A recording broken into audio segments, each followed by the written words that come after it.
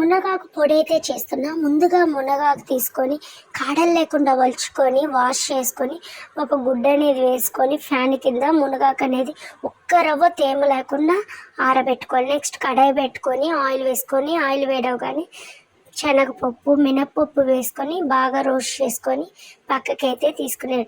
Next same కడాయిలోనే oil వేసుకొని ఎండుమిర్చి జీలకర్ర ధనియాలు వేసుకొని అవి కూడా ఫ్రై చేసుకొని పక్కకైతే తీసుకునేది. నెక్స్ట్ ఇంకొంచెం ఆయిల్ వేసుకొని కరివేపాకు అయితే వేసుకునేయాలి. సో కరివేపాకు కూడా కొంచెం ఫ్రై చేసుకొని పక్కకైతే తీసుకునేయాలి. నెక్స్ట్ సేమ్ కడాయిలోనే కొంచెం ఆయిల్ వేసుకొని మనం ముందుగా ఆరబెట్టుకున్న మునగాకైతే వేసుకొని అది కూడా బాగా రోస్ట్ చేయాలి. ఎందుకంటే మనం చేస్తున్నది మునగాకు పొడి కాబట్టి బాగా రోస్ట్ అవ్వాలి. ఇది వీడియోలో చూపించిన విధంగా అలా రోస్ట్ అయిన తర్వాత స్టవ్ కట్టేసి మిక్సీలో 1/1 మిక్సీ అనేది పట్టుకునేయాలి. మనం సాల్ట్ తగినంత వేసుకొని మిక్సీ పట్టుకునేసి నెక్స్ట్ మునగాకు కూడా వేసుకొని మిక్సీ పట్టుకునేసి తెల్లగడ్డ అనేది ఒలుచుకోకుండా వేసుకుంటేనే బాగుంటుంది. సో ఈ మునగాకు పొడి అనేది నెయ్యి వేసుకొని వేడి వేడి అన్నంలో తింటుంది. అబ్బా, ఇంకా తినే కొద్దీ తినాలనిపిస్తుంది. మీరు కూడా ట్రై చేసి ఎలా ఉందో కామెంట్ చేసేయండి.